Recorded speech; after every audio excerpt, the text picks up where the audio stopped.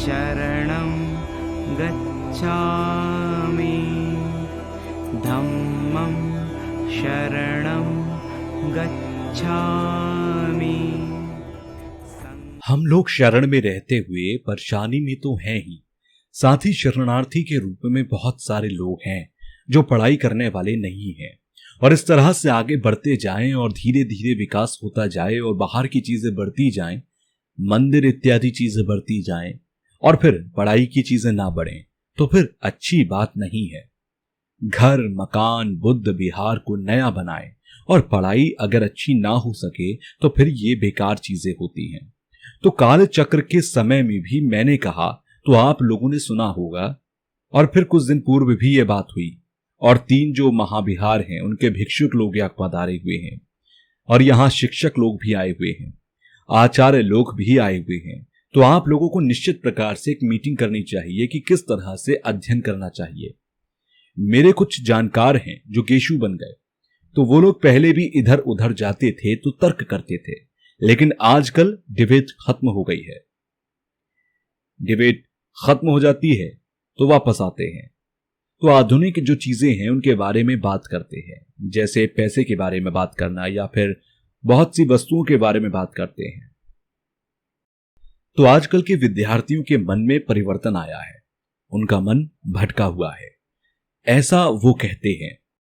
तो एक व्यक्ति ने मुझसे कहा कि मैं आपके विहार की परंपरा रोक दूं, ऐसा नहीं हो सकता। यह आप लोगों की सोचने की आवश्यकता है। आप लोग ऐसा कर सकते हैं, अगर समय बर्बाद हो रहा है तो आप लोगों को परीक्षण करना चाहिए। और मैंने जैसा कि कहा है कि सब एक विचार ना होकर बड़ी सोच होनी चाहिए। तो हमें कभी भी घमंड नहीं करना चाहिए कि मैं दलाई लामा हूं और मैं भगवान बुद्ध के दर्शनों को बहुत फैला रहा हूं। और कुछ लोग ऐसा करते हैं कि अपने मठों में रह करके ड्रम इत्यादि बजाते रहना, सोचना कि धर्म का पालन कर रहे हैं, ये ठीक नहीं है। मैं कहता हूं कि यहां आकर 50 वर्ष के आसपास हो गए, वहां पर आपको अध्ययन करने की आवश्यकता है। नंबरिंग में पहले ऐसे रीति रिवाज होते थे, उसको छोड़कर आप लोगों को अध्ययन करना चाहिए।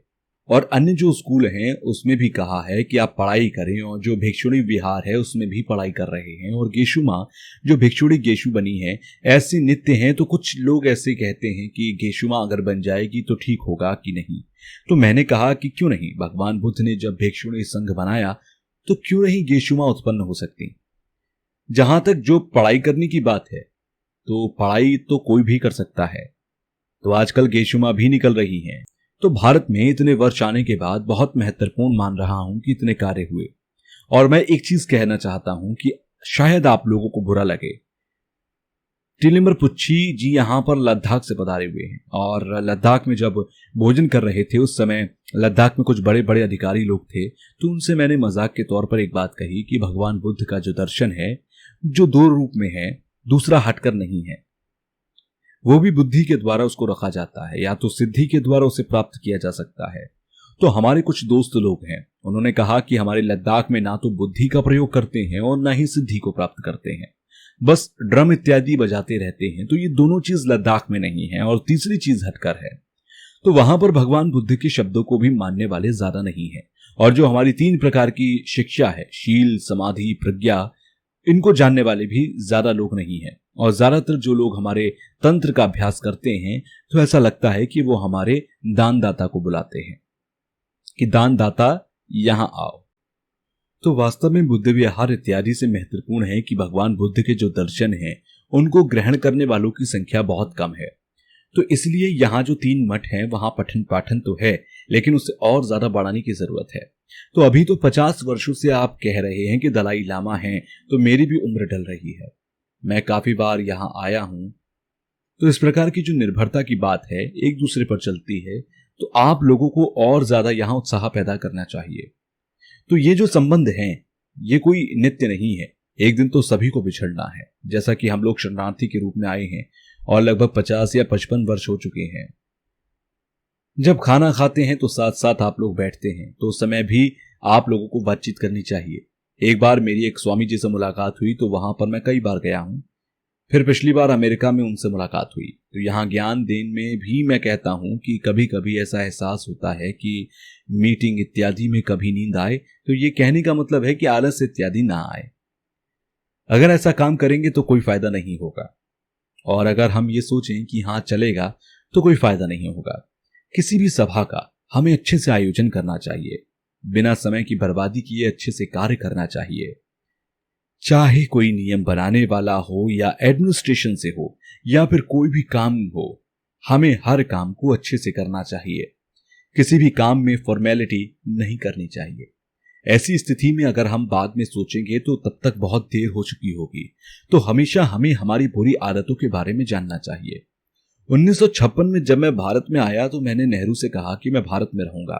फिर उसके बाद मैं वापस तिब्बत गया था और चीनी इत्यादि अधिकारियों से मिला था। तो इसलिए हमें जो बुरी बातें हैं उसके बारे में जरूर कहना चाहिए, और हमारे जो कार्य हैं उसके बारे में बताना चाहिए।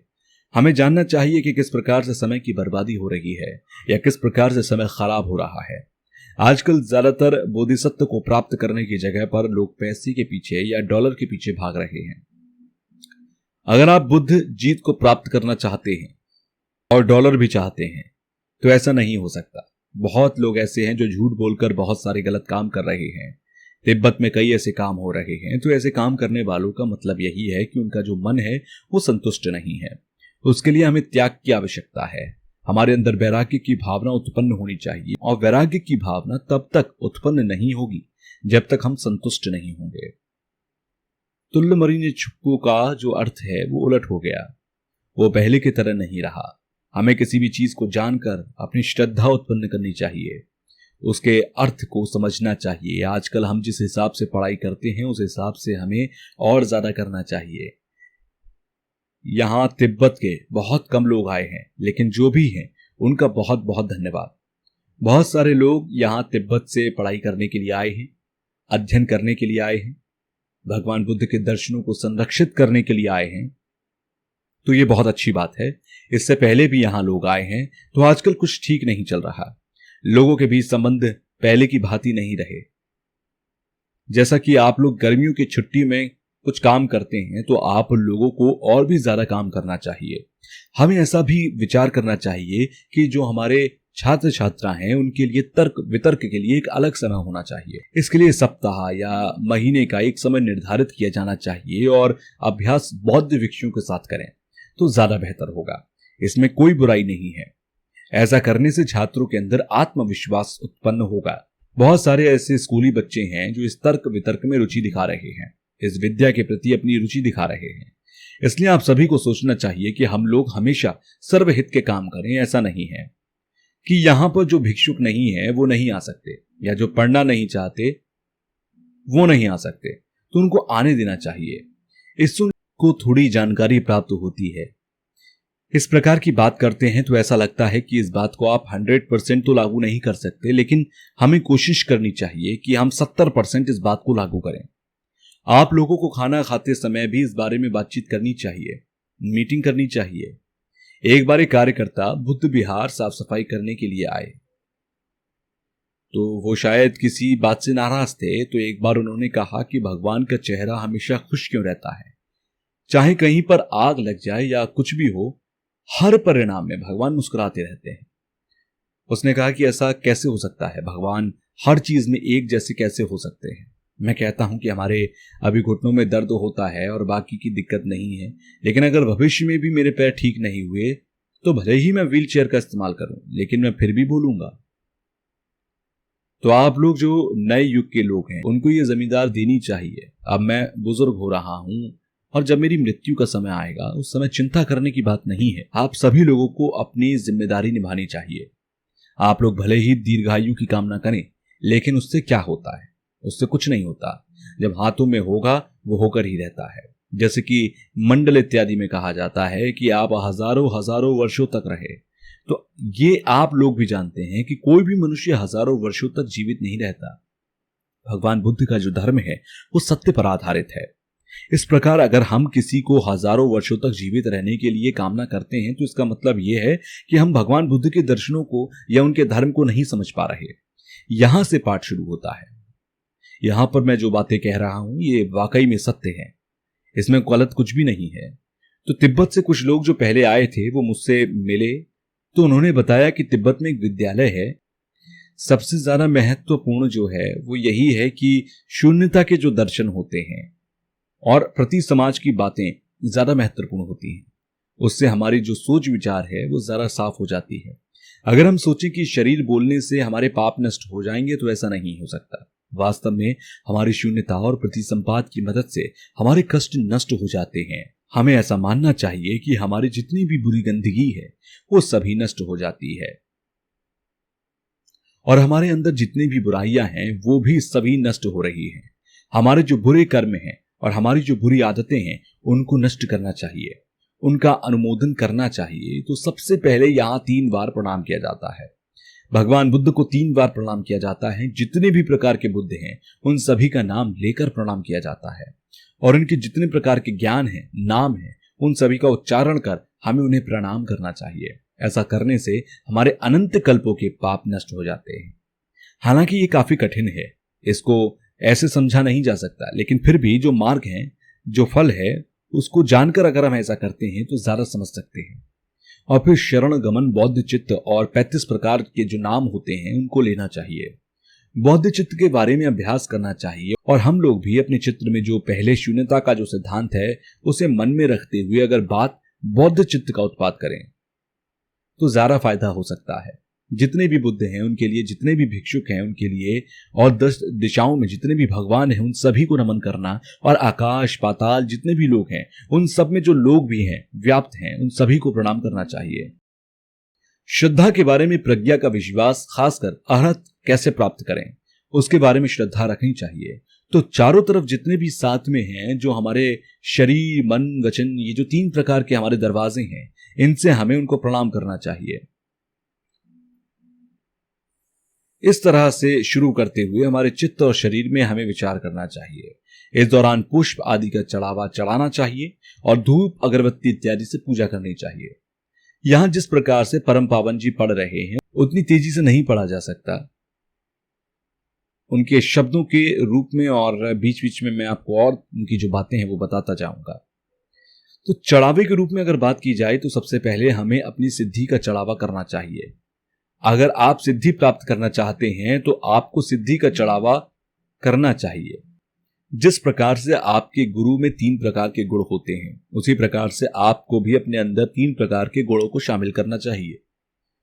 प्रेम, मैत्री, ज्ञान, इन सभी को अपने अंदर भी पैदा करना चाहिए। आपके ग्रुप के लिए सबसे अच्छा उपहार यही होता है कि आप उसकी तरह बन सकें और सबसे बड़ा पुण्य भी यही होता है। वास्तव में अगर आप कुछ अर्पित करना चाहते हैं तो आपको अपने अंदर इन गुणों को प्राप्त करना चाहिए। जिस प्रकार से बहुचक्र वाले लोग खुशी को प्राप्त करना चाहते हैं उसी के अनुसार उपहार इत्यादि चढ़ावा देते हैं। अभी तक हमने अनंत काल से अब तक शरीर में मन वचन के द्वारा पाप का संचय किया है, तो हमने जो अभी तक पाप किया उसका अब पश्चाताप करना चाहिए। जितने भी साथ में हैं वो सभी अज्ञानता के कारण दुख में पड़े हैं, क्लेश के कारण दुख में पड़े रहते हैं। जितने भी दुख हैं उन सभी का अगर हम पश्चाताप करें तो हो सकता है हमारे जो 3 प्रकार के फल होते हैं उनको नष्ट करना चाहिए। जिस प्रकार अभ्यास और कर्म से फल प्राप्त होते हैं उसी प्रकार पाप करने के बाद से फल प्राप्त होता है। इसमें यहां कहा गया कि जो हमें बुरे फल प्राप्त होते हैं उन्हें हमें नष्ट करना चाहिए। इस समय भी अगर हमारे अंदर पाप उत्पन्न हो जाए तो उसको भी नष्ट करने का विचार करना चाहिए और जो अच्छे आचरण के शब्द हैं उनका बार बार उच्चारण करना चाहिए। आगे यहां कहा गया कि हमें हमेशा दूसरों की खुशी में खुश रहना चाहिए। दूसरे अगर किसी प्रकार का अच्छा काम करते हैं तो हमें उनसे खुशी जाहिर करनी चाहिए। नागार्जुन आदि जितने भी परंपरा के गुरु आदि हुए उन्होंने प्रतिदिन लोगों के हितों के लिए करुणा मैत्री को उत्पन्न किया और अगले जन्म में भी मुझे अच्छे फल की प्राप्ति हो ऐसा विचार करना चाहिए। इसके लिए हमें ज्यादा से ज्यादा मेहनत करनी चाहिए, ऐसा विचार करना चाहिए। और मैं भी गुरु की कृपा के कारण ही भगवान बुद्ध के दर्शन को देखने में सक्षम हुआ, ऐसा विचार करना चाहिए। पर बिना घमंड किए दूसरों को अनुमोदन करना चाहिए। हर धर्म का उपदेश दें, उनके लिए अनुमोदित करते रहें, आवाहन करते रहें। फिर आगे पाठ किया जा रहा है, सभी लोगों के हितों के लिए पुनः धर्म चक्र का उपदेश देते रहें, तब तक आप लोग हमारे साथ बने रहें, ऐसा यहाँ कहा जा रहा है। और सभी सत्वों को साथ में लेकर के उनको अज्ञानता से निकालने के लिए आप धर्म का उपदेश दें। शरणं गच्छामि धम्मं शरणं गच्छामि